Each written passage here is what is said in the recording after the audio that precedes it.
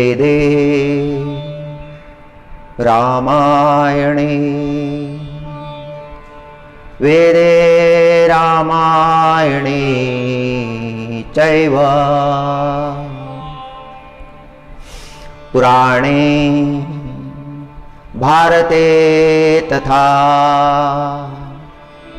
वेदे रामायणे चैव पुराणे भारते तथा आदौ मध्ये तथा चान्ते हरि सर्वत्र गीयते।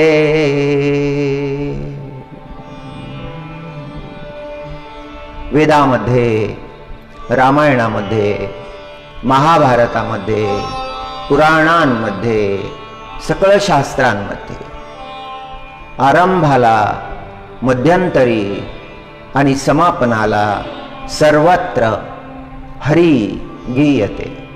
सर्वत्र परमात्मा आहे। वेदे रामायणे चैव पुराणे भारते तथा आदौ मध्ये तथा चान्ते हरि सर्वत्र गीयते। व्यासनारायण भगवान वर्णन करतात की सकल सत्शास्त्रामध्ये केवळ हरीचं गुणगान आहे, केवळ हरीची महिमा आहे।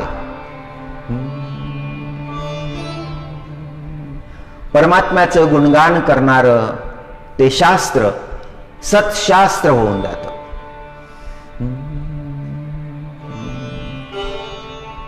व्यासनारायण भगवानचं वचन हे सगळ्या जगतासाठी प्रमाण आहे।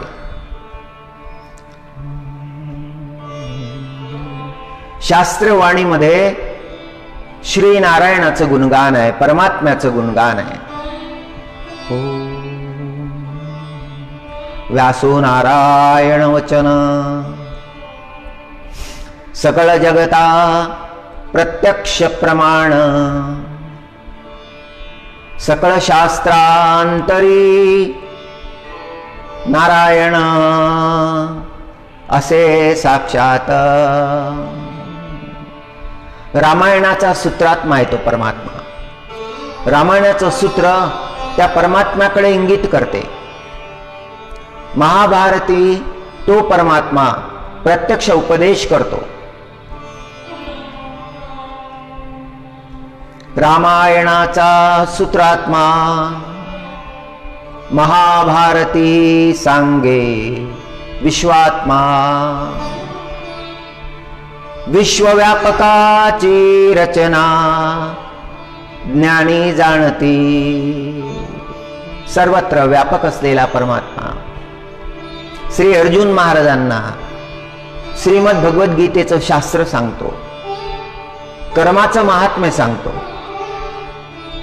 कर्म सांगितले दोन, सकाम निष्काम। कर्मण्ये वाधिकारस्ते मा फलेषु कदाचन। मा कर्म फल हेतुर्भूर्मा ते संगोस्तकर्मणि। कर्मण्ये वाधिकारस्ते मा फलेषु कदाचन। मा कर्मफल हेतुर्भूर्मा ते संगस्त्य कर्मणि। मौली ज्ञानेश्वर महाराज म्हणतात, परी कर्मफळी आसन करावी।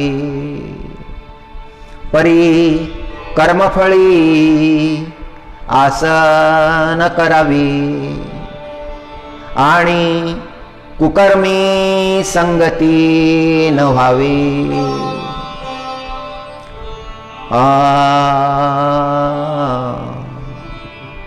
हे सत्क्रियाची आचरावी हेतू विना। अर्जुनजी महाराजांना सांगतात की हे अर्जुना, कर्मफळाची आशा न ठेवता कर्म करावे, हेतू विना करावे. परी कर्मफळाची आस न करावी आणि कुकर्मी संगती न धरावी. आणि पाप संगतीमध्ये जाऊ नये, कारण पाप संगतीमध्ये गेल्यानंतर कर्म बिघडतात, कर्म शुद्ध राहत नाही. ते कर्म शुद्ध असावे, ते कर्म पवित्र असावे, ते कर्म निर्हेतुक असावे, ते सत्कर्म असावे.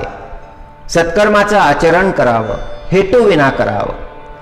ओम. नंद यशोदा यांनी तपश्चर्या केली, निष्काम तपश्चर्या केली. पूर्वजन्मीची तपश्चर्या आहे नंद यशोदाची, निष्काम तपश्चर्या आहे. काहीही मागणे नाही, काहीही अपेक्षा नाही.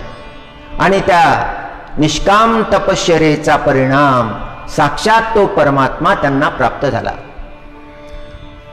तो परमात्मा त्यांचा पुत्र झाला. सकाम कर्माचे परिणाम उलट आहे. सकाम कर्म करीत असताना अपेक्षांचा जर भंग झाला तर अंतःकरणामध्ये नैराश्य निर्माण होतं, विकार निर्माण होतात. श्रीमद भागवतामध्ये राजा रहुगण आणि भरतजी महाराजांची चर्चा आहे, यांचा संवाद आहे. सिंधू सौरवीर देशाचा राजा रहुगण खूप शास्त्रज्ञान प्राप्त केलं, खूप ज्ञान प्राप्त केलं, सत्संगाची आवड होती, अनेक महात्म्यांसोबत सत्संग केला. आणि तो रहुगण राजा दत्तप्रभूच्या भेटीसाठी निघाला. पालखीमध्ये बसून निघाला. पालखी घेऊन चाललेले आहेत त्याचे हस्तक. राजाला अभिमान आहे, तो ज्ञानी आहे. ज्ञानाचा अभिमान, अभिमान कोणताही असो तो योग्य नाही. ना धनाचा, ना ज्ञानाचा, ना कुळाचा, ना जातीचा, कोणत्याही प्रकारचा अभिमान हा घातकच असतो. राजाच्या अंतःकरणामध्ये अभिमान भाव आहे की तो फार मोठा ज्ञानी आहे. पालखीमध्ये बसून चाललेला आहे मोठ्या थाटामध्ये.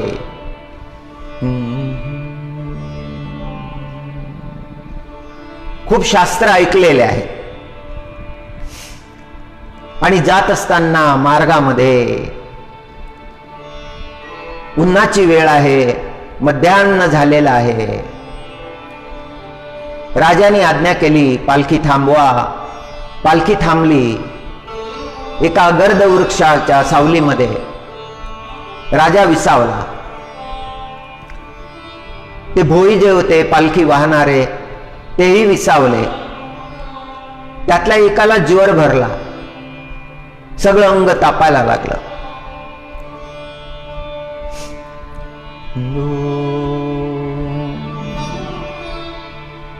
इतर जे पालखी धारक होते त्यांनी येऊन सांगितलं, महाराज एकाची तब्येत बिघडली आहे, पालखी पुढे नेता येणार नाही, त्याच्या अंगामध्ये ज्वर भरला आहे. राजा म्हणाला की जाणे अगत्य आहे, विश्राम करणे योग्य ठरणार नाही. जा शोधा, कोणीतरी असेल, जो सापडेल त्याला घेऊन या. आणि सेवक गेले. त्यांनी पाहिलं एकाच्या शेताच्या बांध्यावर बसलेला एक शांत शुभ्र वस्त्र धारण केलेला योग्यासारखा दष्टपुष्ट. त्याला घेऊन आले. महाराज हा सापडला. रहुगण राजा म्हणाला, धडधाकट दिसतो, जुंपा पालखीला. आणि पालखीला जुंपलं. ते होते जड भरत महाराज, महाज्ञानी, ज्ञानस्वरूप होते. मौन धारण केलेलं होतं, बोलत नव्हते. मौन याकरता धारण केलं होतं की संग घडेल. आता काही बोलण्यासारखं राहिलंच नाही आणि कोणासोबत बोलायचं आहे. भरत महाराजांनी मौन धारण केलं होतं.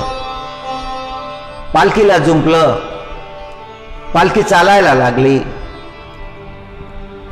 पण कधी कधी पालखी वर होत होती, कधी कधी पालखी खाली होत होती. वर खाली वर खाली. राजाला त्रास व्हायला लागला. रहुगण राजा म्हणाला, अरे पालखी धारकांनो, पहिल्यांदा नेता आहात का पालखी? ते क्षमा मागायला लागले. महाराज क्षमा करा, आमचं काहीही चुकत नाही, पण हा जो नवीन आणलेला आहे याला पाऊलच टाकता येत नाही, याला चालताच येत नाही. राजानं निरखून पाहिलं भरत महाराजांना. भरत महाराजांना म्हणाले, दिसायला हष्टपुष्ट दिसतात, पण एक पाऊलही टाकता येत नाही. पाऊल सरळ पडलं पाहिजे म्हणजे पालखी बरोबर जाईल. पहिल्यांदा जीवनामध्ये भरत महाराजांनी उत्तर दिलं. बोललेच नव्हते आतापर्यंत, बोलत नव्हते म्हणून त्यांच्या भावांनी, सावत्र भावांनी त्यांना म्हटलं होतं की याचं नाव ठेवलं भरत, पण हा कशाचा भरत? हा तर जड आहे, याला जड भरत म्हणायला पाहिजे.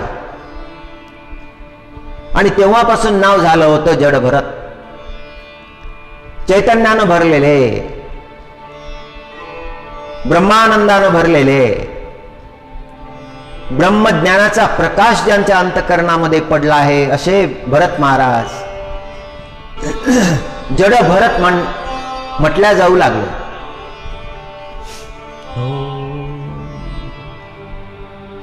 राजा रहुगण राजा म्हणाला, एक पाऊलही टाकता येत नाही. आता पहिल्यांदा बोलले भरत महाराज, राजा पाऊल टाकण्याआधी मी खाली पाहत आहे. खाली मुंग्या आहेत, अनेक जीव आहेत. माझ्या पाऊल टाकण्यामुळे जर त्या जीवांची हत्या झाली, हिंसा झाली, तर ते पाप भोगावं लागेल. आधीचं प्रारब्ध भोगून भोगून हा जन्म मी भोगतो आहे, फार भोगून बसलो आहे.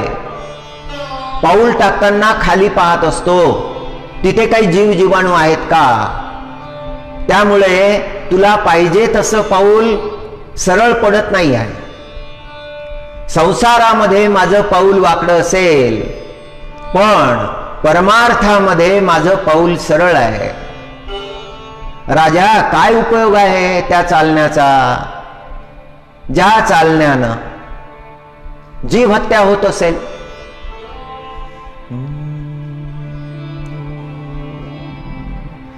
पाऊल परमार्थामध्ये सरळ पडलं पाहिजे. संसारामध्ये ते पाऊल सरळ असो नसो. हे शब्द ऐकल्यानंतर रहुगण राजाच्या अंतःकरणामध्ये सद्विचार निर्माण झाला. हा मोठा महात्मा असला पाहिजे, सामान्य मनुष्य असं बोलू शकत नाही. आज्ञा केली, पालखी खाली थांबवा. पालखी खाली थांबली, खाली ठेवली पालखी. राजा उतरला आणि भरत महाराजांच्या चरणी दंडवत केला. राजा म्हणाला, माझ्या लक्षात आलं, तुम्ही फार मोठे महात्मा आहात. कोण आहात? माझी परीक्षा घ्यायला तर नाही ना आले? दत्तप्रभू आहात का की कपिल नारायण भगवान आहात? आपल्या बोलण्यातून लक्षात आलं, आपलं बोलणं हे सामान्य नाही. आपल्या बोलण्यामध्ये आध्यात्मिक तत्वाचा स्पर्श आहे. माझ्यावर कृपा करावी, मला उपदेश करावा. आणि मग भरत महाराज म्हणाले, राजा, मी चक्रवर्ती भरत महाराज आहे. या भरतखंडाचा, पृथ्वीचा मी राजा होतो एकेकाळी.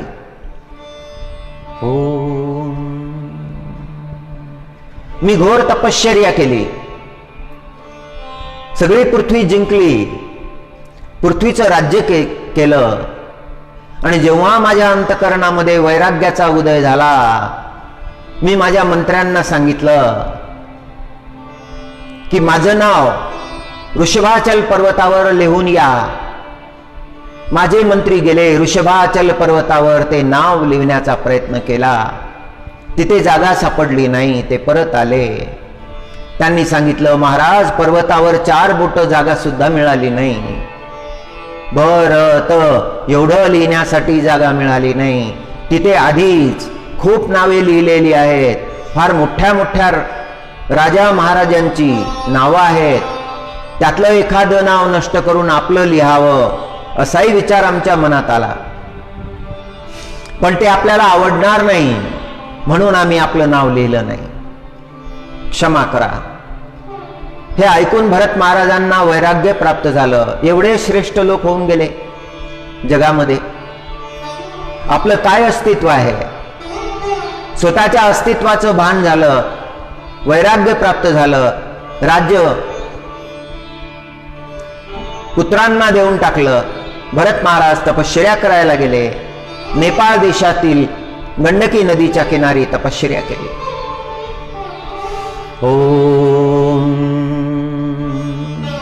प्रखर वैराग्य धारण केलं.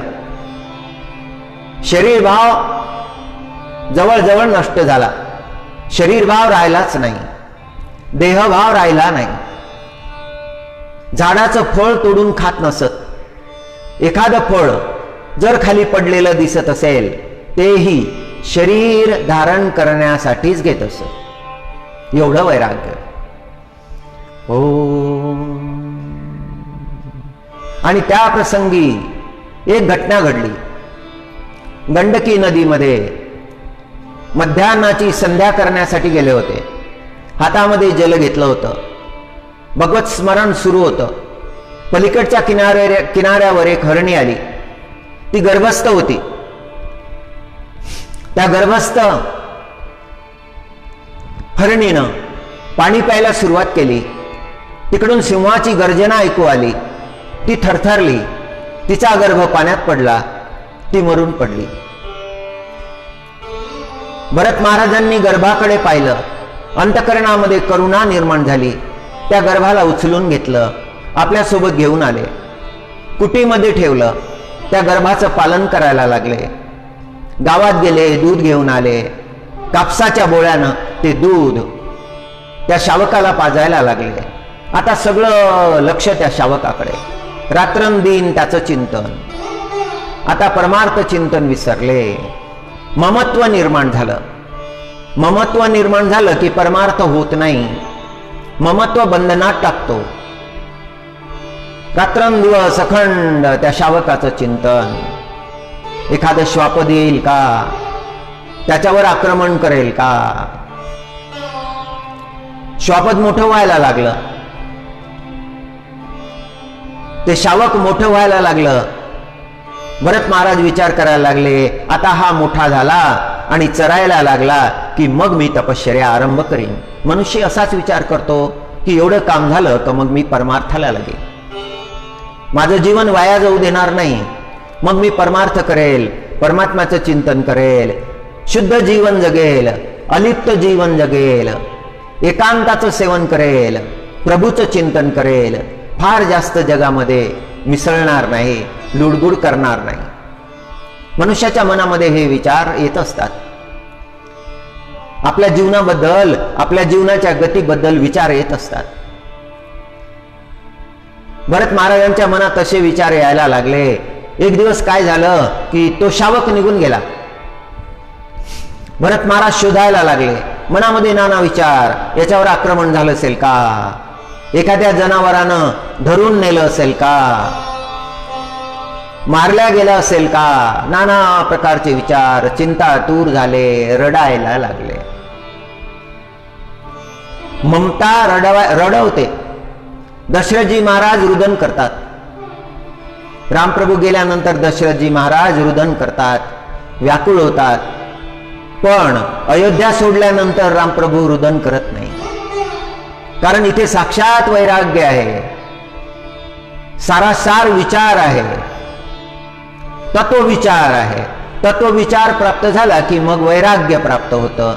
वैराग्य प्राप्त झालं की मग जीवनामध्ये ममत्व राहत नाही, आसक्ती राहत नाही, कोणत्याही प्रकारचा दोष राहत नाही. ज्यांचं एवढं वैराग्य होतं त्या भरत महाराजांच्या जीवनात ममता आली. पत्नीविषयी ममता वाटली नव्हती, राणीला सोडलं.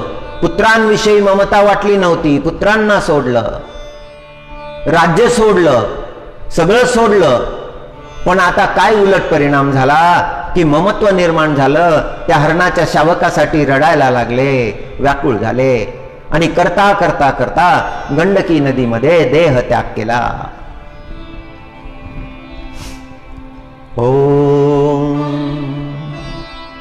हरणाचं चिंतन मरणाच्या समय होतं, म्हणून हरणाचीच योनी प्राप्त झाली, हरिण झाले.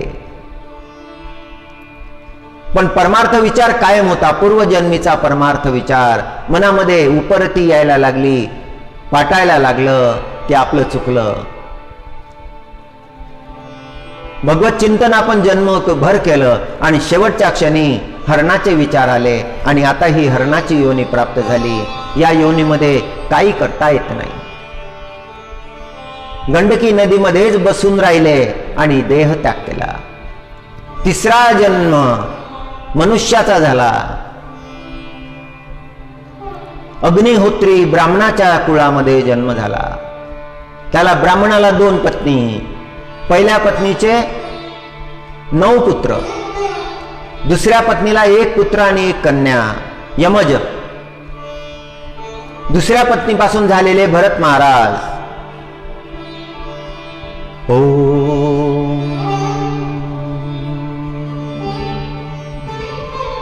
बालपणापासूनच ते ज्ञान त्यांच्या अंतःकरणामध्ये प्रकाशित झालं होतं. ब्राह्मणाचा मृत्यू झाला. भरत महाराजांची आई सती गेली. सावत्राई म्हणाली, याला घरात ठेवून काय करता, याला शेतामध्ये नेऊन ठेवा. शेताच्या बांध्यावर नेऊन बसवलं. भरत महाराज तिथेच भगवत चिंतन करत आहे. तरुण अवस्था आहे.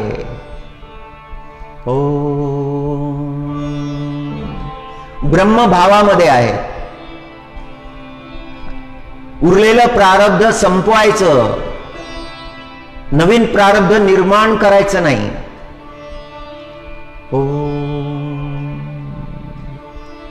रहुगण राजाच्या सेवकांनी भरत महाराजांना आणलं आणि पालखीला जुंपलं. प्रसंग सांगितला, राजाला सांगितला. एकेकाळी मी चक्रवर्ती भरत राजा होतो, या भरतखंडाचा स्वामी होतो. हे ऐकल्यानंतर रहुगण राजाच्या अंतःकरणामध्ये दिव्य भाव निर्माण झाला. त्यांनी भरत महाराजांच्या चरणी दंडवत केला. महत्भाग्य, आज माझ्यावर कृपा झाली. आपल्यासारख्या संताचं दर्शन झालं. माझ्या अंतःकरणामधले भ्रम आता नष्ट करा.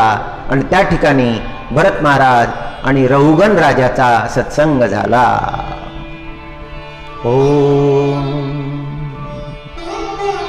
रहुगण राजा म्हणायला लागले, महाराज माझ्यावर कृपा करा. परमार्थ विचार माझ्या अंतःकरणातला दृढ करा. व्यर्थच्या अहंता ज्या माझ्या ठिकाणी असतील त्या दूर करा. भरत महाराज उपदेश करतात की हे राजा, या शरीराचा काय अभिमान करावा. काय आहे हे शरीर.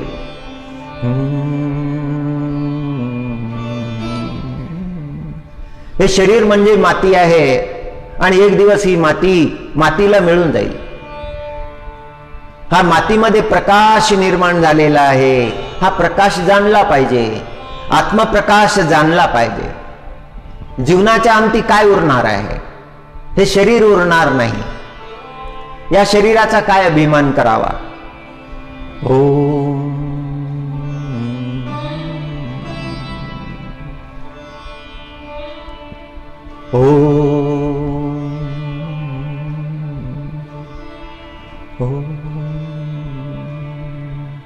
तन महिमान मिळे मातीसी माती, जीवनाच्या अंती काय उरे हाती. जीवनाच्या शेवटी काय उरे? स्वजन, स्वगोत्रातले तेच विचार करतात. स्वजन स्वगोत्र करीती विचार,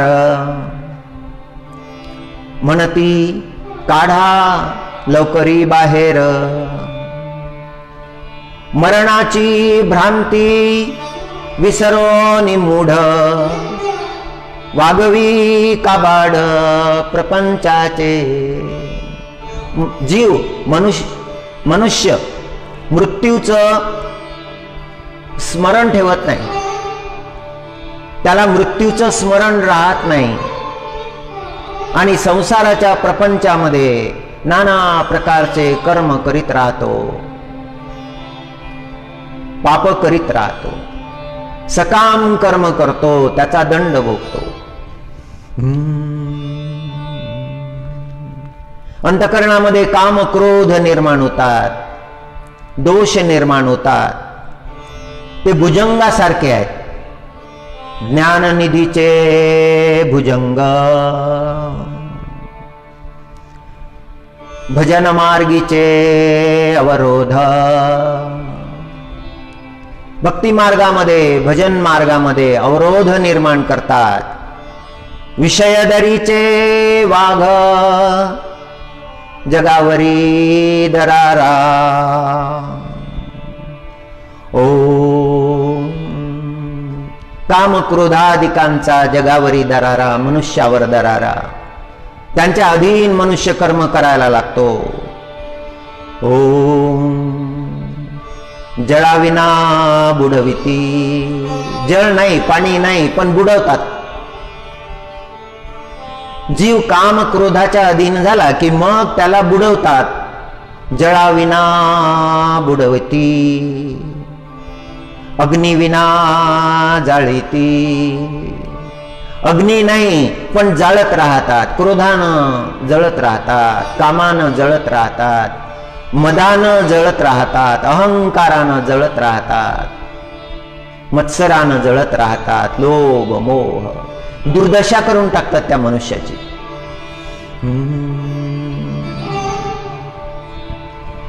जीवनामधला संतोष नष्ट करतात. यही संतोष वन खांडिले. तोडून टाकलं संतोषाचं वन. धैर्य दुर्ग पाडिले. धैर्याचे दुर्ग, किल्ले ध्वस्त करून टाकले. धैर्य ध्वस्त करून टाकलं. आनंद रोप सांडिले उपडोनिया. आनंदाचं रोप लावलं होतं ते उपटून टाकलं. घोर कर्म हे दोष करून घेतात. जीव त्या दोषांच्या अधीन होऊन जातो. सर्व जीवन दूषित होऊन जातं. दृष्टीची दृष्टी नष्ट होते. परमार्थ विचार कळत नाही. दोषाधीन झाला की मग सगळं बदललं. या सगळ्यामधून मनाला आवरलं पाहिजे, स्वतःला आवरलं पाहिजे, यामधून निघलं पाहिजे. ओम राजा मनुष्याच्या जीवनाचं कल्याण संत संगतीमध्ये आहे. जे यज्ञानं प्राप्त होत नाही, जे कोणत्याही प्रकारच्या साधनानं प्राप्त होत नाही, जे तपश्चर्येनंही मिळत नाही, ते सगळं संत संगतीनं प्राप्त होतं. वैराग्याचा दिव्य उपदेश भरत महाराज करतात. रहुगण महाराज तो श्रवण करतात. सकाम तप आणि निष्काम तप दोन प्रकारचे तप. ध्रुव महाराजांनी तपश्चर्या केली होती. 2 वेळा जीवनामध्ये तपश्चर्या केली. पहिली तपश्चर्या सकाम होती, दुसरी तपश्चर्या निष्काम होती. पहिल्या तपश्चर्येमध्ये मनामध्ये इच्छा होती परमात्म्याचं दर्शन व्हावं, परमात्म्याला ते स्थान मी मागावं, जे स्थान ढळणार नाही, तिथून उठ मला कोणी म्हणणार नाही, ही सकाम तपश्चर्या होती. ते त्यांना प्राप्त झालं. पण तपश्चर्येच्या अंती मात्र पश्चाताप झाला. प्रभू, आपल्याला मागण्यासाठी तपश्चर्या केली. निष्काम भाव अंतकरणामध्ये निर्माण व्हायचा होता. निष्काम भाव, काही मागणेच नाही, काहीही मागणे नाही.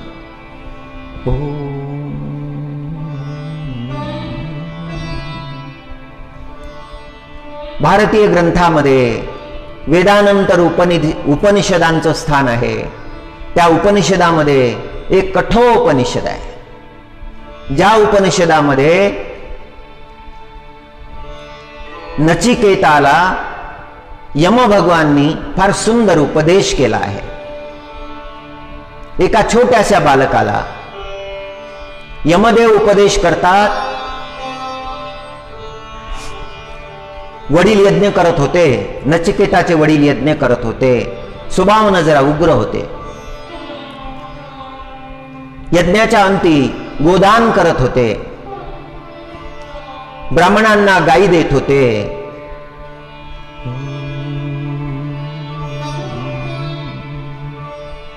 नचिकेताने पाहिलं, काही गायी आणलेल्या आहेत, ज्यांचे दात पडलेले आहेत, जीर्णा झालेल्या आहेत, आता तृण खाऊ शकणार नाही, दुग्ध देऊ शकणार नाही. जे ग्रहण करणारे आहेत त्यांच्यामध्ये कुजबूज चाललेली आहे. ह्या गायी घेऊन काय करायचं? नचिकेताने ऐकलं. नचिकेताने विचारलं की हे पिता, तुम्ही मला कोणाला देणार आहात? वडिलांनी उत्तर दिलं, शांतपणे जाऊन बैस. नचिकेता जाऊन बसले. पुन्हा थोड्या वेळानं आले, विचारायला लागले, हे पिता, गायी तुम्ही दान देत आहात, यांचं दूध संपलेलं आहे, यांचे दात पडलेले आहेत, या वृद्धा आहेत, या गायीप्रमाणे तुम्ही मला कोणाला देणार आहात? वडील आता रागावले. जा, शांत बैस. नचिकेता जाऊन बसले, पण तो विचार मनामध्ये होता. पुन्हा आले, पुन्हा विचारलं, हे तात, तुम्ही मला कोणाला देणार आहात? आणि नचिकेताच्या वडिलांनी उच्चार केला, तुला यमाला देणार आहे. हे शब्द ऐकल्यानंतर नचिकेताचा भाव दृढ झाला. मी आता यमाकडे गेलं पाहिजे, कारण माझ्या वडिलांनी मला यमाला दिलं आहे. वडिलांना वंदन केलं, नमस्कार केला आणि नचिकेता निघाले. यमलोकामध्ये गेले. तिथे यमदेव हजर नव्हते. 3 दिवस प्रतीक्षा केली, विना जल, विना भोजन. यमदूत जेव्हा परत आले, सेवकांनी सांगितलं, महाराज, एक बालक आलेला आहे, छोटासा बालक. तो आपल्या भेटीची वाट पाहत आहे. यमदेवानं बोलावून घेतलं, हे बालका, परिचय दे. नचिकेतानं परिचय दिला.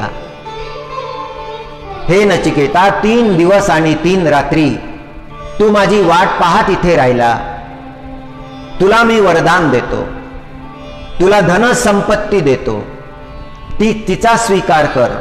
नचिकेताने हात जोडले, उत्तर दिलं, देवा, मला नको ही धनसंपत्ती. आपलं दर्शन मला घडलेलं आहे. मला जगामध्ये कशाची कमी राहणार नाही. जे पदार्थ जगामध्ये सहज मिळतात ते मी मागणारच नाही. एवढं प्रगल्भ वचन ऐकलं आणि यमदेवाला असं वाटलं की हा बालक वेगळा आहे. आपलं दर्शन मला झालेलं आहे. माझ्या जीवनात कशाची कमी राहणार आहे. मला ते धन नको. हे नचिकेता, मी दुसरं वरदान तुला देतो. स्वर्गाचे भोग तू घे, आनंद कर जीवनामध्ये. नचिकेताने उत्तर दिलं की हे प्रभू, स्वर्गाचे भोग घेतल्यानंतर ते कधी ना कधी संपणारे आहेत. भोग संपतात, पण भोगेच्छा संपत नाही. पुन्हा माझ्या जीवनामध्ये भोगांच्या इच्छेचा उदय होईल आणि ते अखंड चालत राहील. किती जन्म चालेल ते सांगता येणार नाही. ते भोग मला नको, जे भ्रमामध्ये टाकणारे आहे. ठीक आहे नचिकेता, मी तुला तिसरं वरदान देतो, आता माग. नचिकेता म्हणाले, प्रभू मला आत्मज्ञान द्या. जे ज्ञान प्राप्त केल्यानंतर मग काही मागण्याची गरज राहत नाही, मग काही प्राप्त करण्याची गरज राहत नाही. यमदेव म्हणाले, नचिकेता हे अदेय आहे, त्याच्या विना मला दुसरं काहीही नको. आणि मग यमदेव नचिकेतांना सुंदर उपदेश करतात. तो उपदेश म्हणजे कठोपनिषद. फार मोठी कृपा आहे त्या कठोपनिषदामध्ये आत्मज्ञानाचा उपदेश केलेला आहे. यमदेव उपदेश करतात, हे नचिकेता, हे शरीर म्हणजे रथ आहे. या शरीराला जाणावे रथ, हे शरीर रथ आहे. या शरीराला चालविणारा सारथी बुद्धी आहे. बुद्धी सारथी आहे. ज्या दिशेनं बुद्धी घेऊन जाईल त्या दिशेनं रथ जातो. मन लगाम आहे. मनाला नियंत्रित करून, मनाला आवरून हा रथ पुढे न्यायला पाहिजे. सारथी जो बुद्धी आहे त्याच्या ठिकाणी, त्या सारथ्याच्या अंतःकरणी सत्सत विवेक पाहिजे, धर्मदृष्टी पाहिजे. धर्मदृष्टी असली तर तो रथ योग्य मार्गाने जाईल. आणि इंद्रिया, ह्या ज्या इंद्रिया आहेत त्या आहेत घोडे. 10 इंद्रिया, पंच ज्ञानेंद्रिय, पंच कर्मेंद्रिय, हे घोडे आहेत. हे घोडे नियंत्रित असले, ते बुद्धीला नियंत्रित करायचे आहेत. मनाच्या लगामानं ते बांधलेले आहेत. ते जर स्वतंत्र झाले आणि त्यांची इच्छा असेल तिकडे जाऊ लागले तर रथाचा नाश होतो. मनुष्यानं हे साध्य केलं पाहिजे. इंद्रिय जय संपन्न केला पाहिजे. विषय मार्ग आहेत. विषयाच्या मार्गानं जर रथ गेला तर त्या रथाचा अंत आहे. आणि जीवात्मा या रथामधला बसलेला रथी आहे.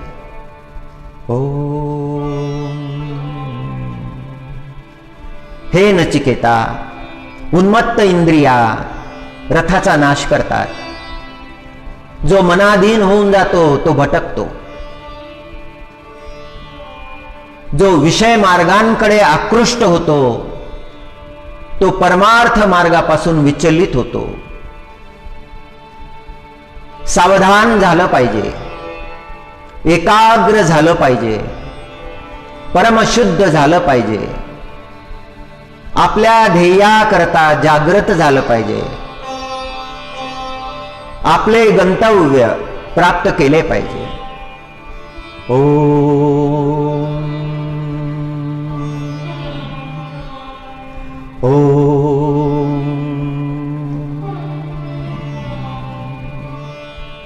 धन्य माझा जन्म, धन्य माझा वंश, धन्य माझा जन्म, धन्य माझा वंश. धन्य विष्णुदास स्वामी माझा, धन्य विष्णुदास स्वामी माझा. जनाबाईचे शब्द आहेत. वेदांचं ज्ञान, उपनिषदांचं ज्ञान त्यांच्या वाणीमध्ये प्रगट झालं आहे. माझा जन्म धन्य झाला म्हणतात, माझा वंश धन्य झाला. आणि ज्यांनी माझा अंगीकार केलेला आहे तो माझा स्वामी विष्णुदास नामदेव महाराज. धन्य माझा जन्म, धन्य माझा वंश, धन्य विष्णुदास स्वामी माझा.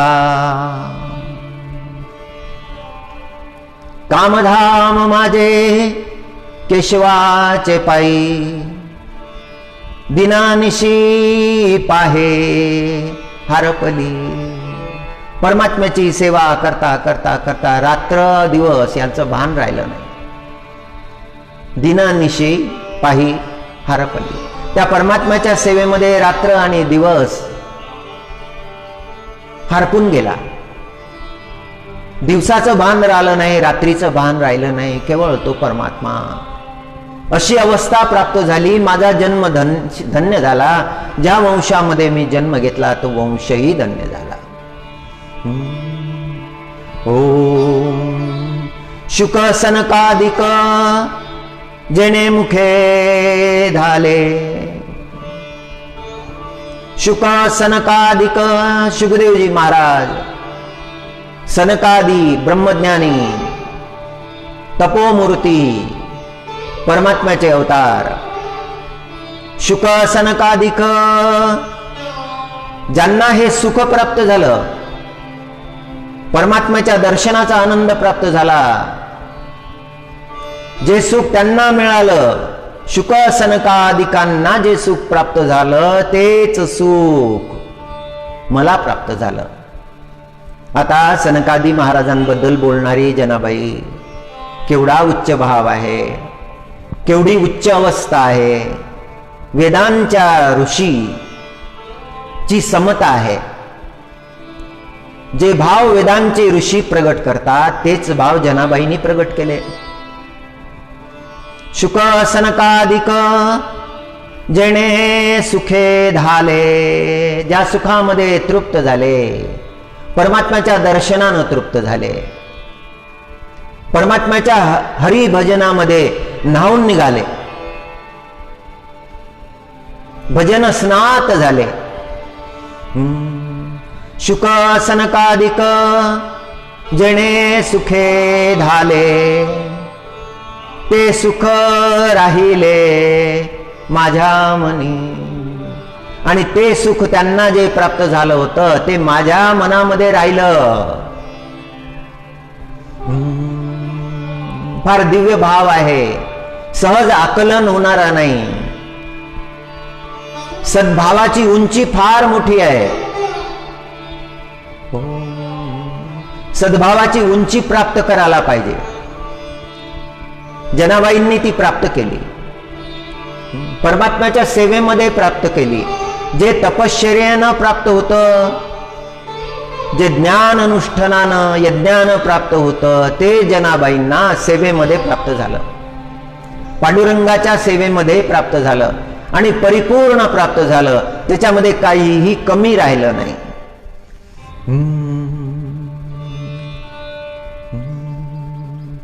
जनी म्हणे जगी अलभ्य लाभ झाला, फार मोठा लाभ झाला. जनी म्हणे जगी अलभ्य लाभ झाला, हरी सापडला विटेवरी. तो परमात्मा विटेवर सापडला, तो परमात्मा दिसला. आता संशय राहिले नाही, परम ज्ञानाची प्राप्ती झाली. ओम पंडित तोची एक भला, पंडित तोची एक भला, नित्य भजे जो विठ्ठला. पंडित तोची एक भला, नित्य भजे जो विठ्ठला. अवघे सम ब्रह्म पाहे, सर्वाभूती विठ्ठल आहे. ज्ञानाचं ज्ञान, विद्येची विद्या, ब्रह्मविद्येची ब्रह्मविद्या. तो पंडित श्रेष्ठ आहे की जो विठ्ठलाला शरण आला, पांडुरंगाला शरण आला. सर्वत्र ते सम पाहायला लागला, सर्वत्र विठ्ठल, सर्वाठाई तो परमात्मा विठ्ठल भगवान दिसायला लागले. अवघे समा ब्रह्म पाहे, सर्वाभूती विठ्ठल आहे. रीता नाही कोणी ठाव, सर्वाभूती वासुदेव. असं स्थानच उरलं नाही की ज्या ठिकाणी विठ्ठल नाही. सर्वत्र व्यापलेला तो परमात्मा. वासुदेवम सर्वम इति ही भावना. वासुदेवम सर्वम इति वासुदेवम सर्वम इति सर्वत्र विठ्ठल. ओम. तुका म्हणे तोचिदास त्या देखिला जाती दोष. त्याचं दर्शन घडलं मनुष्याला तर जीवनातले सकळ दोष नष्ट होतात. दिव्य विचार व्यासनारायण भगवाननी प्रगट केला. ओम. वेदे रामायणे चैव पुराणे भारते तथा आदो मध्ये तथा चान्ते हरि सर्वत्र गीयते. वासुदेवं सर्वम् इति वासुदेवं सर्वम् इति वासुदेवं सर्वम्. ओम नमो नारायणाय. ओम नमो नारायणाय. ओम नमो नारायणाय.